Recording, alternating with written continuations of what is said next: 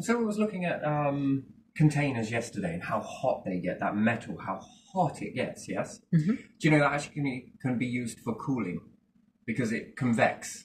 And if you allow it to have the air that comes in this way but prevent it from radiating through, you can get that convection from the natural heat of the metal anyway. Well, I would say not natural heat, but the natural sunlight that hits on it. Yeah.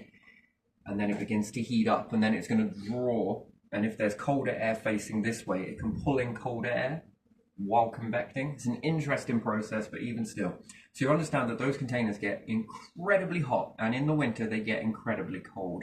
So would you think about putting those in space? You see, I was looking at those in space and then wondering how hot they would get without an atmosphere. I think the sun is more intense. It doesn't mean that it's impossible, but it just means that it can become a hothouse pretty quickly. And you could look at that as, oh, probably we won't do that, but imagine that as being a heated panel. But again, it's the detrimental, it works in reverse when it's cold. So I think that takes what body temperature, you can get hypothermia on metal much more faster. You lose your body heat because you radiate into that quicker than you would in an environment. That's interesting. So metal makes you colder in colder climates, but it also makes you hotter in hotter climates. Can it be protected on the outside? The answer is yes. There's a lot of different things that you can use. Carbon is an interesting thing, very interesting. So space is going to have to be tempered in this way, and then there is refraction as well, isn't there? That's an interesting thing. Or to make things that are transparent would also be an interesting sort of process. Anyway, I was looking at these. These would work for the ground and summer. But again, it would only work during the summer because when it got cold, it would amplify winter. So being inside metal would trigger more colder climate. So it'd be like a mini ice age inside it, I'm pretty sure. So it becomes much more colder in the winter and it's exaggerated much more hotter than the environment. So soil kind of wins on that one, doesn't it? Sometimes it's neither nor. Yeah? Yeah. But yet as concrete, again, it's good for the earth, but again, it gets very hot. But again, it can get very cold. So that's interesting. Metal, again, incredibly hot, incredibly cold. So, and again, trees. Have you ever tried growing trees in space? It would probably be, to take a sapling on the International Space Station and just let it run wild. It would end up popping through the module because it gets so big, right? There is a process for this, right? And I was just wondering it. Just figuring it out, because what would you use on the Earth? Well, that's why a vacuum would be very important, that was protected by a hard structure. I mean, can that stop the heat leaching in? Well, perhaps. Can it stop because again, in space it's vacuum, isn't it, versus pressure? Yeah.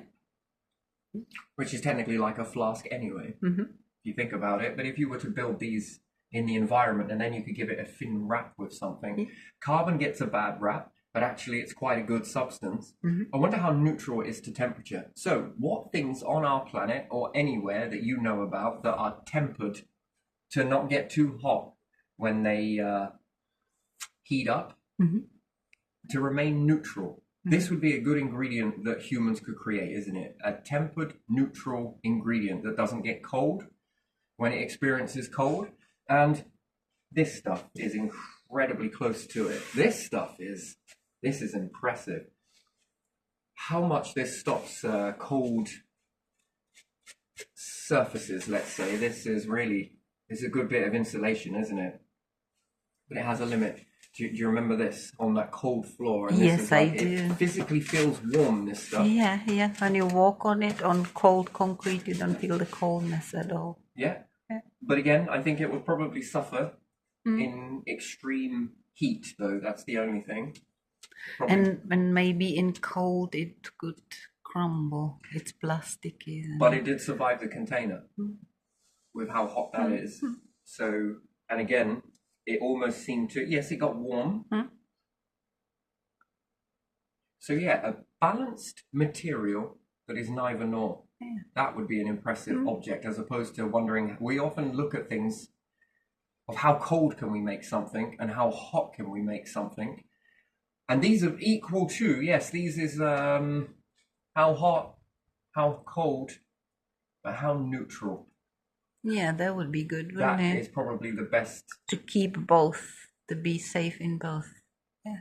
to be neutral in both. Mhm. That is a eureka, and we often miss it, right? We often see things as yin and yang, Mhm. but even yin and yang has a third, could even have a fourth. Neutral substances would be brilliant in space, and not only neutral, but incredibly strong. And that's another thing. To be incredibly strong in both hemispheres is interesting, isn't it? So we can understand that if we bring out lots of metal from inside the ground, again, it looks like a process that the planet is doing. Yeah. What sort of process is that? Well, does it need more energy received from the sun, more metal on the planet, less energy from the sun because the internal, and then it brings it in, makes the crusts move faster? We all call this, I don't know, probably tectonic plate shifts or movements. We look at it as that and just call it that this is just because of this. The question is, why does it do that? What is the purpose? Nothing is just done because it needs to do something. Is it to keep it alive? Well, yeah, that's one aspect. Or is it a way of bringing in more metal into the core to keep it away from the surface? And the planet is trying to regulate its certain temperature just by bringing in metals and putting metals out on the surface and pulling in metal and putting it out on the surface, which can keep the core stable, can't it? Which then indicates that there's a certain type of life in that. That is quite conscious life, really. It seems to know what it needs to do in order to do that. Now, that's if you can prove it, but again, it ripples through. And then what are the other planets doing too?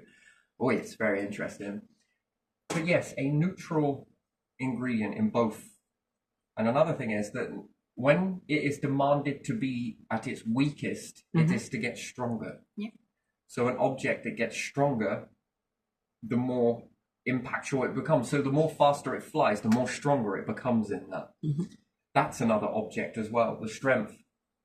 And also, no matter how cold it gets, it remains integral with its strength. And no matter how hot it gets, it remains integral. So we look at rubber. Rubber seems like a brilliant thing until you take it into Arctic. Rubber seems like a great thing until you subject it to desert. Very hot climate and very cold climate is very weak stuff. Plastic, thermal plastic, that's a caution tape on that. Because if yes, you can use thermal plastic, but you'd have to paint it, I think. I think that NASA paint is invented for this particular reason, isn't it? And I think in some of them, when they were watching the star, it started to heat up due to a metal panel that was exposed, started to cause the heat inside the module. Can't remember what it was called, something anyway, I don't remember terribly much, just the ones that were on it that were operating or observing the star. Yeah, they had to use like a type of umbrella to try and that reduce the temperature massively, but it started getting too hot. I see. So again, something that is neutral in both, whether it's cold or hot, that becomes stronger in both of these. Because if something gets too cold, it becomes very brittle. Even some of the strongest metals can become incredibly brittle when subject to cold. And then we'd be preparing ourselves around a star system, and then we get into interstellar space. Now, is that colder? Is there more pull on that? Is the heliopause the influence of the star? And if there's influence, what is causing that influence inside that heliopause to what is going to happen outside of it? There's going to be a change. Now, literally, a weather change in that. Because interstellar space. And then if you move away from galaxy to another, what's in that zone in between where neither one has got your influence? Do you then end up falling into its orbit? It's interesting, really, isn't it? And even if you were to travel through that, what are you meeting in that? Is it more colder than we experience? And if it is, certain things would hold up around a star, but when moving further, see, the tests need to be done ahead. Much more better to lose a small piece of something until you figure it out. Oh, it broke apart. Being able to monitor that is another thing entirely. How do you know if its integrity holds up? What are signals like? How much data transfer can you get back to the Earth? Again, or ship. Just in case you go to the end of the, I don't know, I'm going to draw it like this, doesn't really matter, not perfect. if you've got something here that stays in this orbit here, and something that penetrates outside of the heliopause, this is going to send back the information to here to then relay it back to Earth, which probably be about there on the spectrum. Because then it gives you some data. Did it fall apart? And then being able to observe it as well. That's interesting, and being on that cusp. So the sun's influence is quite massive. And it would be logical to think that, yes, okay, in the blind side of space, light can bend around objects, yes? Yeah. So then can I understand then in that the minimal amount of the sun's influence, so whereas we say at the back side of the planet, one side, incredibly hot. The other side, what, 350 minus 0? So, but can that energy go around the planet? And the gravitational pull? And you're still experiencing some of the star. If you were further away from the star's influence, does that 350 minus the 0, yes, is it going to increase when you reach? So here, minus 350, but here, could it be up to, 700, 600? These are bigger numbers again. And what's the coldest substance we can make on the Earth? Nitrogen. Did I get that right? Not hydrogen. It is nitrogen. Liquid nitrogen. Yeah, liquid nitrogen. That's a banger. What's that temperature fall down to? Again, I'd have to research this because I don't clearly know it, but is the coldest substance that we can make here compressed in a chemical, let's say, format, I don't know, gases, whatever, is that the tip of the iceberg? And then is interstellar space more along the lines of this? And therefore, that's why you have a capability to make this stuff. It's already prepping you. And then if you dunk a module that works around this environment here, or in any part of this environment around here, the heliopause, anything outside of that, those modules might fail. And after all, this would be information that we would need to know. Quality questions. If you plan to move from stars, and then factors back into this, where's good resources to be neutral in that environment, but will it continue to be neutral in this environment, or is it only neutral in this particular environment from the swings from here to here? Then if we go closer to the star, I mean, Venus, great testing grounds, really. Something to remain neutral in that environment. I think there was Russian space program, the Deklavi, looked like 2 lenses were left when they heated it. Yeah, like 2 eyes. On the bottom. It's kind of funny, that is. Again, it's still a test, so that's a heat. And Jupiter as well, there's another one. That's in massive amounts of Kelvin that was experienced in falling into that planet, and that's just falling into it. Interesting, really, isn't it? So then the closer to the black hole you get, does it get colder? And is this its ability to defuse? Perhaps. I would say fission, and then there's fusion, yes? So is fission diffusing? Yeah, fission is when it falls apart, and fusion is when it truly fuses and makes higher elements more heavier. So this is already one step closer towards it. Now, what happens if you factor in the coldest temperatures inside the fission? Even more colder temperatures inside that, which would then be looked at as heat, which I don't know if it really terribly is, but still. And fusion is fusing heat, pressure, and everything else to come together. Fission seems to be the reverse of that. Now, what happens if you shrink it down to its coldness of what a black hole actually is, how freezing cold that is? And that's going to be something, if we're looking at Kelvin of how hot it is to enter Jupiter, how hot is it to enter your star? And then if we were to sort of flip that and minus that temperature, so the average temperature of the star, and then we'd have to ask a question, a quality question. What's the hottest star?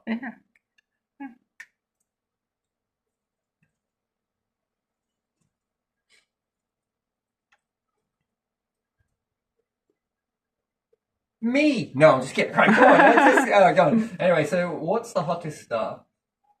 And then, I don't know. Let's say we have a rough estimate of a number of that, how hot it can be. Then could that be in minus of that?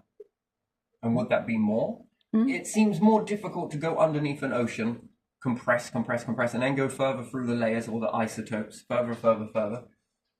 Seems relatively difficult to do so, and then the layers keep going in isotope, because I wouldn't just make isotopes of water. I'm talking about isotopes of how much compression that is to be able to reach the core, the center of the Earth, literally, and swim through it. I don't know, a bit like the movie called The Core, just to even imagine that.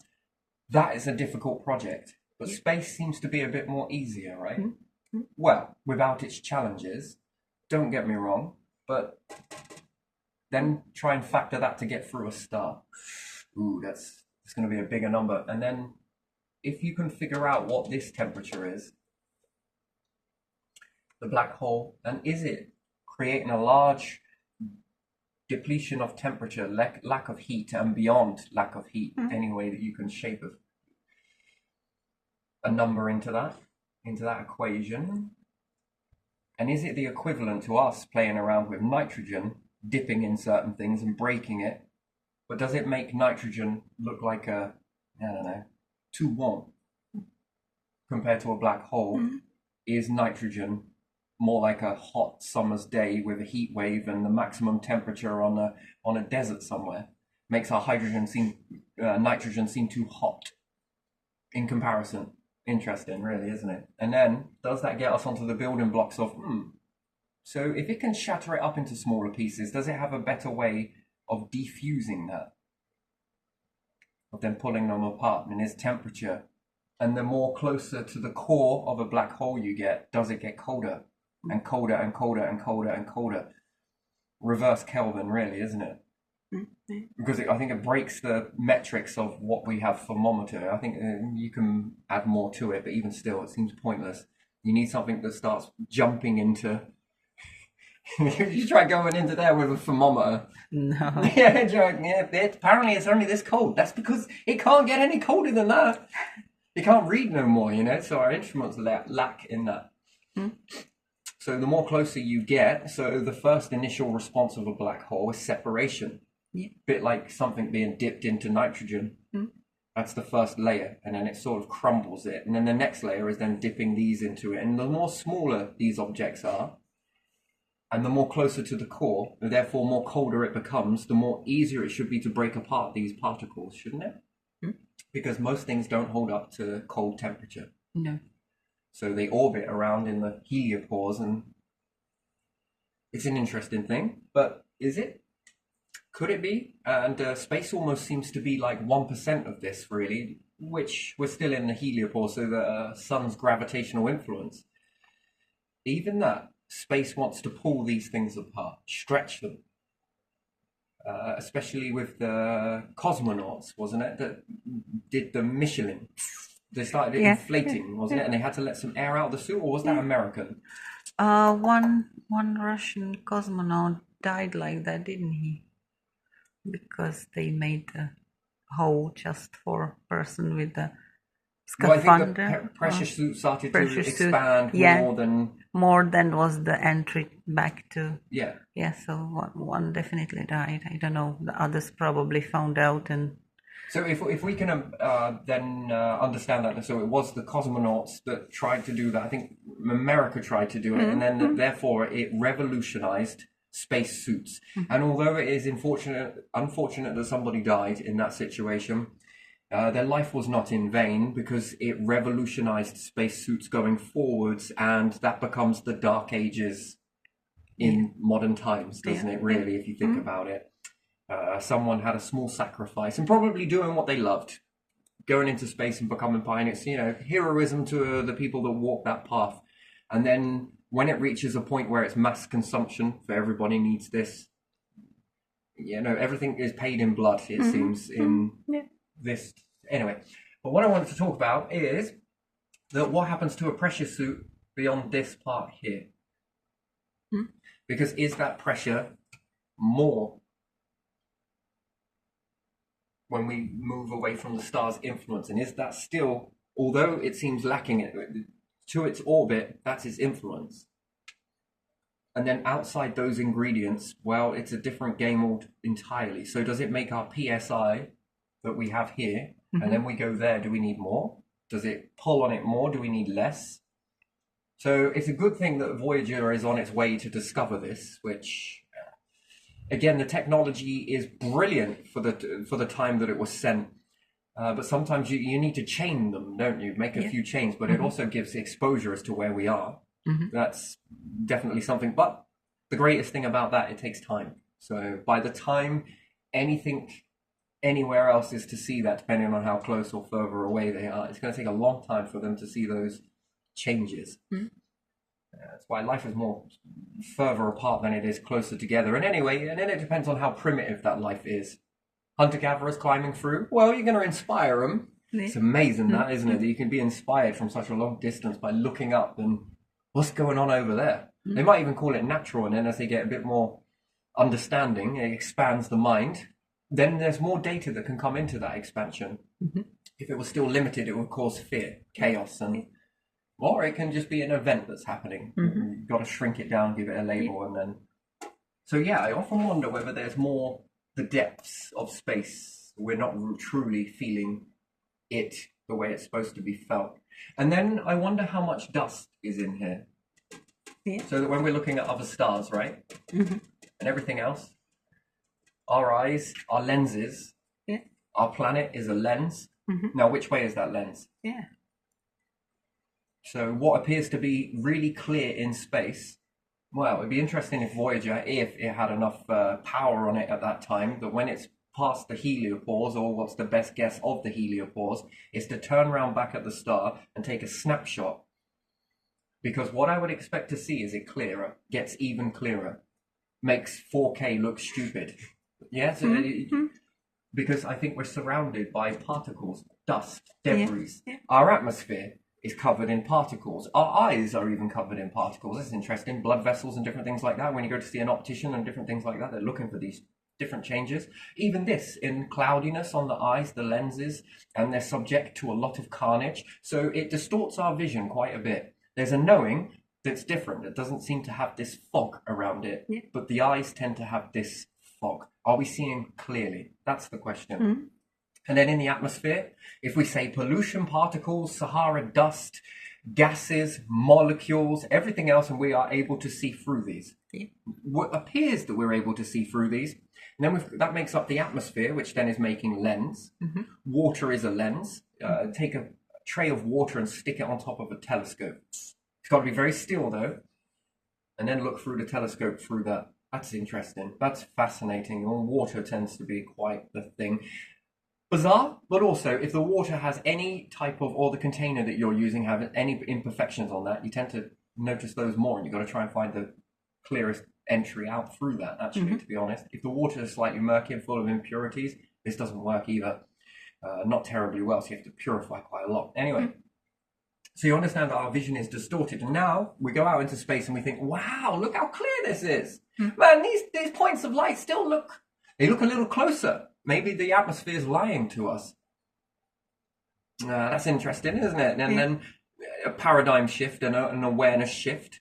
Well, are things bigger in space to the view, or are they bigger in the planet? Are we shrinking it, or are we making it bigger? What's that atmosphere doing? It's going to be changing it in some way. Moving on, hence why, yes, land-based telescopes, brilliant. Vibration around them, not so good. The whole Earth is vibrating. So we have a distortion. So you understand then Hubble was sent out to breach past this, and then the views, minus the lens imperfection in the beginning, that was due to traffic. The lenses were being buffered, and the slightest vibration whilst shaping a lens, and I think there was a road nearby, can't be sure, and the vibration from the trucks passing from a very large distance, by the way, and with all of the buffers in place, caused the lens to be slightly out. Look at that. That is interesting. Now you understand that when you take that in and factor that in, that is distorting all of our eyes and everything else, and cars and waves and wind and rotation, and things get smeared because we're rotating. Again, Voyager had to learn how to compensate for the speed of the spacecraft and the movement at the same time in order to get a perfect, close to perfect snapshot of certain planets, especially when going off towards Neptune.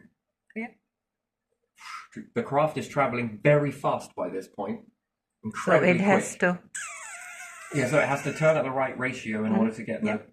Yeah. It kind of compensates it, but again, it would blow your mind even further if you were there looking at it. Whoa. Ooh. The pictures are good. Good start, considering you couldn't see them as just more than points of basically specks on a. You couldn't actually physically see it. It was morphed blobs, pixels basically, and it was very pixelated. And then Voyager gets you that slightly clearer, and then if you send another, you get a little bit more clearer and more clearer, and Hubble as well. So we understand that then glass is shaped, and again, glass, is it murky? Is it not? Are we buffing it right? Did we add any bubbles into it? Any imperfections? Even the slightest bit of dust on there can change the whole. And notice where the dust is. This looks very good, but again, is it? Is it the everything? And then if we go out into stellar space, how much more clearer does the galaxies become from that perspective? Because you've changed your perspective, right? It's not just rainbows. And then from here, that perspective is different. And then from the Earth and all of its murkiness, even the Earth has got probably particles that we can't see yet. I'd call them nanoparticles then. You'd need like some sort of atomics and be able to sort out certain different... Oh man, that would be incredible to do so. And then we'd be like, hang on a minute, the Earth's covered in loads of fine particles that we've never read before. We can't pick them up. We can't see them yet. Or perhaps that's where the spacecraft that went in and captured a load of debris from... What do you call it? A comet. You try putting one of those around the Earth. And then we've got particles coming from the star. Something's coming from the star and it interacts, northern lights, southern lights. And is this distorting our view of stars? Are they more closer than they appear? Again, if it's all about magnification, so we'll add a plus. So then when you leave Earth completely and you look around, wow, but you're still traveling, you're still moving, so there's smear ratio. And then if we look at Hubble, more detailed. Yeah. And they fixed it later, didn't they? Put their new lens. They did, I think. The small part, yes. Yeah, they redid it. Yeah, I think it was the highest long-term mission, I think. That was quite the challenge. I love poetry, that was. The house, that's a lot of pressure in those situations. I'm sure it is. And they did a good job. So, but it taught something. It's not a failure that Hubble went up that way. Actually, it was more of a blessing in disguise. Why? Because then an EVA done at that particular, I don't want to say altitude because it sounds stupid, but that orbit, yes, something else. It learned something. And then there's data from that. Can we do that? Well, we've done it before. Sort of fosters confidence. So yeah, and with all of these distortion layers that we have, are we seeing it for truly what it's meant to be seen? That's the next question. And is there loads of murkiness here? Yeah, there is murkiness. And then there's murkiness around our planet. Yeah. Even in the orbits that most of the and star system will have its own murkiness, and then you go out of it, and then there is galaxy murkiness, isn't there? So a lot of debris. Yeah. And when you come away from that perspective, it changes your whole understanding. And then, wow, it's magnification I'm more interested in. And which way is it? Is it the fact that we see things in minus whilst we're here and everything seems smaller than it is? And then when we go out, we plus slightly. So things appear bigger than what they actually are. They just look smaller. But could it be that the sun has the same effect? This is true, yeah. Like the This planet? is the question. So... And then if we were to go above and look down, we might see a very... Because the thing is, it's hard to tell the contrast when you're in it. That's a trick question, really, isn't it? Or the brain tricks. We're looking at it and we think, it's clear. Until you come out of it and then look down and you've got something else to compare it to. From inside it, comparing it to anything else. You don't see it. You just do not see it. And then you come away. Oh, wait a minute. Yeah, difference. And then we probably get stuck at looking at that. But then if someone was to just quickly look up to the closest star nearby, or particular star, any star, it doesn't matter as long as you know what star that is. And from this perspective, it's actually taking up. it's got bigger. Yes, okay, we're already further away from it. Perhaps if you're out of this moment, you've already traveled forwards, but I'm pretty sure that mathematicians can calculate whether that is a natural because of the distance, or is it because of the smoggy layer. So we understand pollution, for one, when that starts to build up the smog layer. Yeah, but when you're in it, creates you the don't notice it, right? curvature like a lens, Yeah, doesn't you it? see it when you're landing on a plane at certain angles. When the sun is at a certain angle, you begin to see this sort of haze. You see. Then when you're in it, where did the haze go? Yeah. Yeah. Well, you're in it, Yeah. but you don't notice it because you're in it. But when you elevate and change your perspective, it's like seeing a rainbow, isn't it? I think that's No one sees the same rainbow. That's why they moved the observatories to the mountains. Yeah. Because originally they were in the cities or towns in the medieval times, and then they saw the difference of clear air and everything, and they were looking for higher peaks. Yeah, and then that creates an onion layer. Really, it does, doesn't it? Yeah, Because then what? We've got planet. We've got planet gases. Yeah. Then we have the zone around the planet again, because it's got a gravitational field. So even small stuff is going to be maybe not enough to cause northern lights. Perhaps there's an abundance of that. And again, is it pushing the particles that are already there, or are these particles coming from the star? Two questions. Or is it a bit of both? Yeah. It's knocking into some of the particles that are already around. Yeah. Some get bounced out and knock their energy in, a bit like the balls that you get. Oh yeah. So we've got to ask these questions, and then let's say the star. Let's put it over here. Then we've got that haze layer, and then we're in a galaxy. Yes. Yeah. I'm going to draw it a bit more like this. Have we got that haze layer? And each time you change your perspective, and then do you really see clearly in that? If you were away from it, because now you have two things to compare it to. Yeah. You have an alternate way of seeing over here, Yeah. and now where the barrier meets, it's a bit like sunset, sunrise in this area here, isn't it? Mm-hmm. The contrast between the two. That's where you're at. A bit like imagination and vision. You've got the dusk and dawn sort of in one moment there. That's sort of here. That would also be here. That would also be here. That would also be here. Yeah. And when you step away from that, that allows you to look down and see this haze while trying. Because I mean, it's the same. Try and look down from space into the planet. It's still challenging, isn't it? Yeah. Clouds, maybe this, that, everything else. You know, weather system. Yeah. Oh yeah. Prevents you. Pollution, that must prevent it too. Cleaner air, see more. Interest in molecules, lack of molecules. Perhaps there's dust debris here. And then I might just be able to see that because I've got something to compare it to. Yeah. The dusk and dawn. And then I can see it from here and here. And if I look over here, I've compared the emptiness over there and notice how clear it is all around this area here. Yeah. When I look here, I just notice this very fine. Yeah. Yeah. So it could appear murky, chalky, Yeah.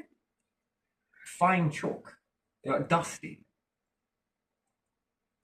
Yeah. I wonder if intergalactical space is like nearly clear or not really. Well, the hoovers are active. Would say black holes. They're Yeah. definitely very active. Yeah. Because when we look at some of the pictures from our observatories, you see the galaxy as a sort of circle, oval or something, and you see that it has certain shapes, so that is more murkier than the stuff around. I mean, it's obvious when it's overdone and we call it nebula. That's obvious to see that. Yeah. But there's a big difference between it utilizing everything in that area, gobbling it all up. There's always remnants left. Yeah. And then over time it get organized by whatever bodies are around and what's their influence. Yeah, so we can only see dust or particles from a certain... And then if they get too small, it doesn't mean that we can't see it. It means that we notice their effect. Yeah. as opposed to seeing it. We don't see it, but we notice its effect. Yeah. And what's its effect? Well, it distorts what we see. So although we might not be able to see this, we can't see dark energy, but we can see its effects. We can't see magnetism, but we can see its effect. Now, is it effect? Yeah, whatever. You can see the result of it coming by, can't you? And then dark energy is another one. You can't see it. Molecules, that's another one. Can't see it. But is it distorting something? Well, yes, it is. Because when you go into space, look at that. Everyone's like, whoa, it's so this. It's so clear, clean. Yeah. It appears to be. Yeah. It's probably just cleaner. Cleaner than something else, yeah. And there must be something, because something keeps resisting the International Space Station per orbit. Doesn't it have to lift certain amounts of time? It has to maneuver. Yeah. So it is meeting drag. What is that drag? Is it hitting particles? Eventually, will it clear a space because everything will be moved out the way, and then there will need to be less lift each time? So is that dropping out? And if it is, then maybe you're clearing a path of particles. Because you're pushing them out of the way. If you're in orbit, those things are going to move. Some of them are going to push out the way, and some of them are going to orbit around. Interesting. Very interesting. Anyway, it's still fascinating. It's a very deceptive way of living, isn't it? But still, it makes you wonder whether things are colder. Now that brings me back to the next thing. We're going to go back to that. Yeah. A neutral medium that doesn't respond to heat, and it's neutral, and it doesn't respond to cold temperatures. It stays neutral. The only response that you can do, which if you think about it, something that's neutral, if it were to be hollowed out, whatever you made this hotter or colder, it would also remain neutral. You're probably not going to lose it as much as it's not going to penetrate in this neutral barrier. That would be a good barrier for any space program, wouldn't you think so? Yeah. Would you? Yeah, I would think so. And then how does it fare up for interstellar space? That's probably the next step of thinking, isn't it? There's not much known about it, apart from voyagers traveling there. Yeah. But if none of us know a lot of what to expect, I mean, we see a cluster of big boulders that make up the Oort cloud, don't they? Yeah. And technically, they're spaced apart, aren't they? Quite well. And then we've got this fin debris.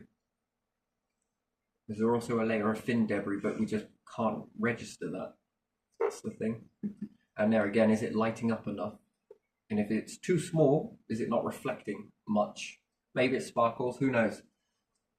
Yeah, interesting. And the next layer, next layer, next layer, next layer, next layer. So who's truly seeing what clearly? But you are seeing it clearly for that particular. And each time you expand your awareness on that, look back, look down, and compare it to the edge, the seam. Oh, this side looks clear. Oh, wait, it's all the way around it? This is very much clearer. But this particular bit here, it's quite milky. And we step back again. Whoa! And how many layers can you clearly see through? Yeah, you can see the object. I just think it's changing your perspective. There must be a change in that. And the less vibration, the less pull. So what happens if you stay stationary? Where do you fall if you are between galaxies? You're in the middle zone. And if you were to just stop, what would happen? Because usually stopping means falling into orbit. If the International Space Station just stopped, it'd plummet. Eventually, wouldn't it? Pretty sure it would. Yeah. Satellites stop, they drop.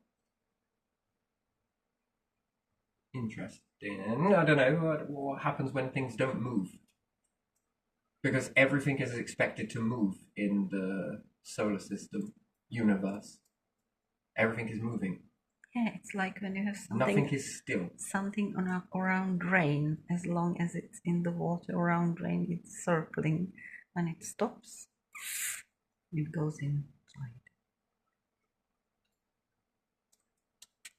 So everything is in movement. Yeah. Rotation. Yeah. Carousel. Movement is life, isn't it? In a way.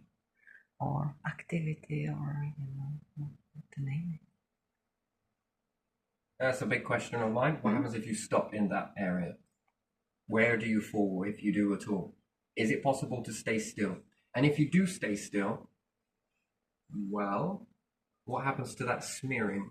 But everything around you is moving, isn't it? So yes, but you so are no something longer will moving. catch you, because we are moving with the galaxy that's turning. Who knows how the galaxy is moving? So if you are somewhere on the edge of something, eventually. No, I'm not on about the edge. I'm on about like galaxy would be somewhere over here, Yeah. perhaps, and over here and over here. You would be in the center of that, like the empty space, the void that there is, and just not move.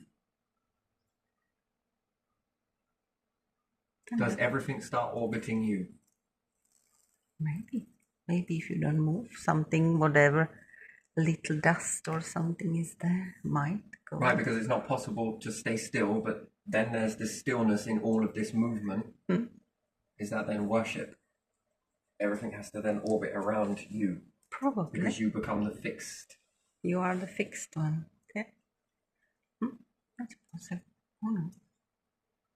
That's interesting. I mean, to even achieve that, to be in that non-movement, well, what happens if you then just disappear? Fall into something else? Another reality? Holy shit. This is the still reality. How do we get into the other one? Start moving. Okay, back into this one.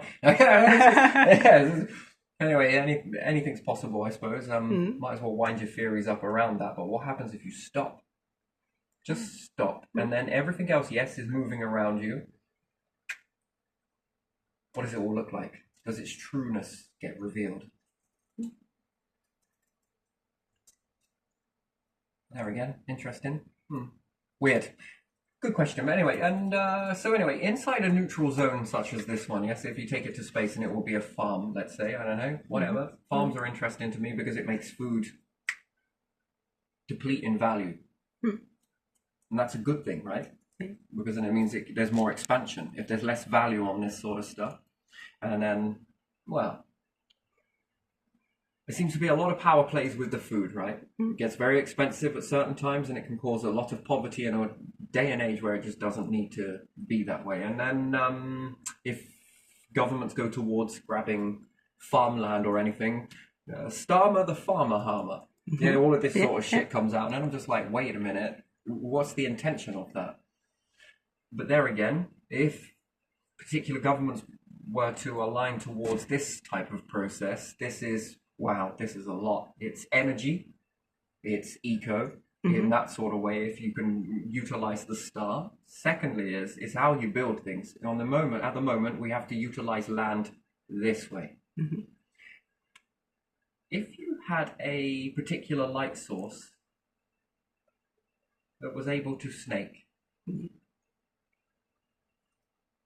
rather than growing wheat this way, it takes up a lot of real estate. It's usually the top canopy that is the one that is subject to sunlight, and this stuff is all waste. The stem is waste. You could say genetically modify it, or you make it follow the light so that when it grows, it has no choice but to grow sideways and then peak up. In times of farming, on the land, there's not much of a way to do that. In space, there is. And what it does is it saves space in space, where there's enough space for you to now grow trees this way. The real estate of the tree is the top canopy, yes? All of this is waste.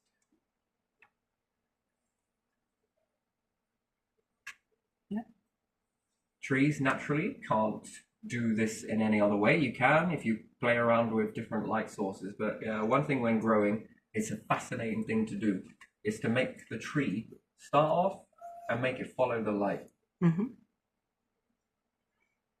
Until it matures. It also gives you very thicker trunks as well, because what will happen is the tree seems to almost grow into itself and makes a very thick core. It grows slightly thicker as well, and then the top canopy,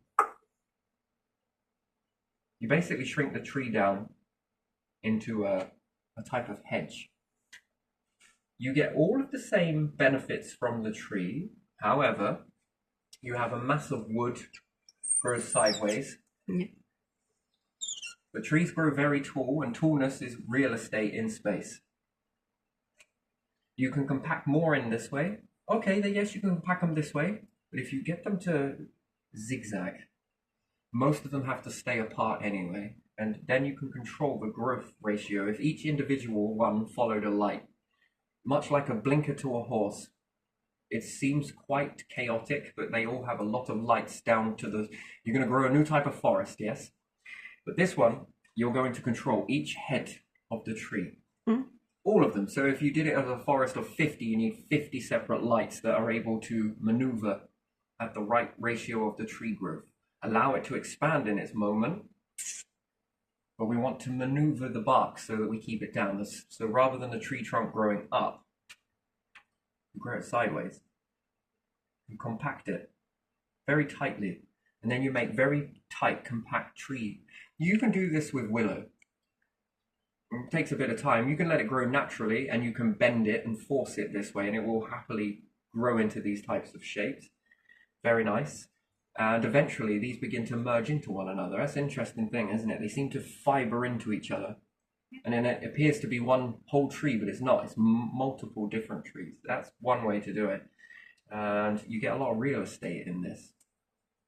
If you grow the trees into sort of habitat, so let's say if you grow a load of trees in this manner, even in space, and then all of the canopies come here, in this tightly compact space here, and you've left an opening inside here, and then you also put a light in here, you can also grow inside the tree itself, inside all of the cores, which is then protected. It gives it an environment inside an environment. That's an interesting thing. It's almost parasitic. How do you get it out at the end of it? Well, you leave a little service hatch, obviously, on the top. You can reach in there. The small payload comes out. It's already chipped and chopped. But growing this sort of stuff sideways, especially wheat, how many more heads can you get on that? You think that it's more tighter together and more pactual this way. But each one of those layers protects another layer, and they can grow through it if you get it all done. Imagine a whole wheat field growing on its side, and then just a little stub. If you did it again, and then a small stub protection over that again, how many wheat heads can you get? And then at the end of it, it's already baled up, the straw. You just got to take the heads off, and then you're left with already bales, tightly compact, that can be done very easily. Because you look at the machinery of combine harvesters and what they've actually got to do, and then they've got to remove all of this, and then they have to pack it, and then they have to pack it into a small bale. The small bale goes off, and that's a lot of energy. That is because you're making do with the planet. But inside this ratio, you're already putting it into a bale.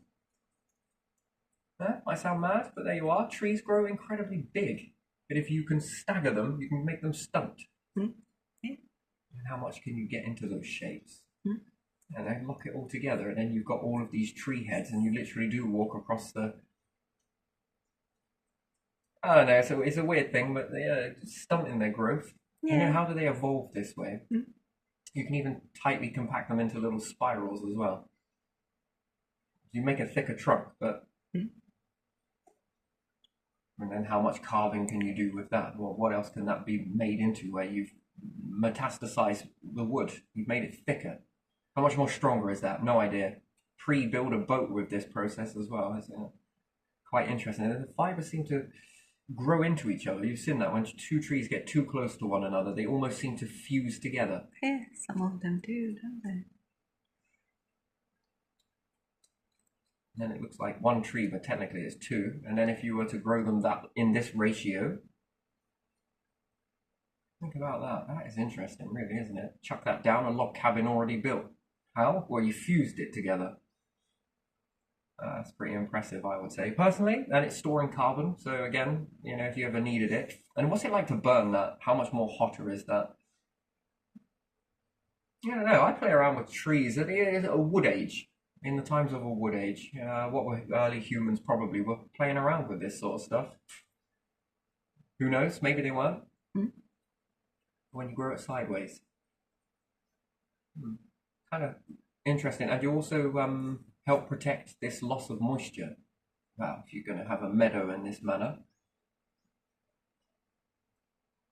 So, increases the land mass as well very fast. But still, in space, this can be something. Can't it? Because real estate is something, isn't it, in space? Although we think that it's a very big, abundant place, and it is. But inside a module, there's a limit to what it can do. And then how long are these trees going to last for? And then how much oxygen can they pump out of that one particular area or convert? Either or. Roots sideways, this way, that way, this way. Yeah, maybe you can't do it on the earth because of fungus, but probably trigger more fungus in that aspect, but still. How much more resilient are they? How much more can you get in that process? Tomatoes, fascinating. They take up a lot of real estate, don't they? To go that way, and all their leaves are this way. What happens if I turn you bad boy, on your side, so that you get the light this way? What do you do with that? Well, I produce you more, of course. Here you are. Look at these. Look how big this is. Why? I don't need to support it now. The energy saved in creating flexibility. Yeah, it's interesting. It was a fascinating thing. But anyway, it's up to you what you figure with that. And it takes computers. But again, you know, once you've learnt it, you've learnt it. And then you might be able to get trees in places like this. And then inside your own module, especially if the tree dies, you've got wooden cores left over, haven't you? Maybe if I can carve into that. Pre-build your module, doesn't it? We'll keep this for later. What for? Just in case we need the carbon one day. But in the meantime, we're going to carve it all out. Well, that would alter the way that you engineer stuff. People get bored in space travel. If you start growing in trees in the sea, yeah, okay, it's going to take a project, but still, someone starts it. And then the next generation that come along, whoa, this is a massive hunk of wood inside this module now. Trees are all long but gone. But you're left with the core. They start carving into it, making a bed, making this, making whatever it is they do in space. I don't know. Get wild with it. Knives and forks, yeah. Big fire, who knows? It's flammable, I guess, but yeah. The whole planet is fucking flammable. Everything is, isn't it? Yeah. But especially for livestock. And then how do then animals live in that? Because again, to think about it, how do you make a habitat in space for other, especially in 0G? Well, they're going to need something to hold. If you're growing in this way, doesn't it give them a platform to at least make use of their scurrying? Becomes quite compact then, doesn't it? And who knows? Who knows? But yeah, growing food sideways. They follow the light. Magnetism as well.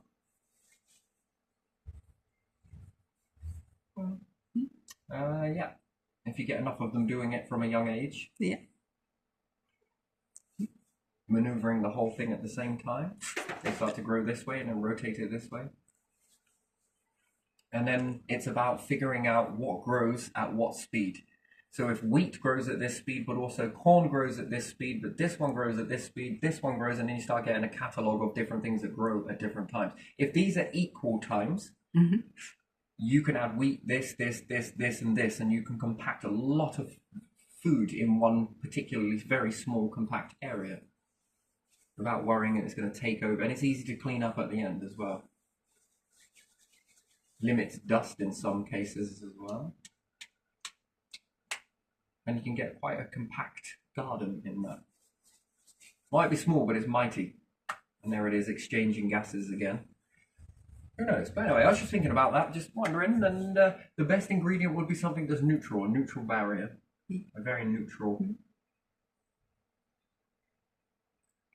Yeah. Yep. So I think things that grow sideways and then just sort of show themselves, I think takes up less space. Just try and picture modules with it growing the traditional way, and it becomes very big, a very big space, and it makes it seem impossible to do so. When you start getting it a bit this way, a bit this way, a bit this way.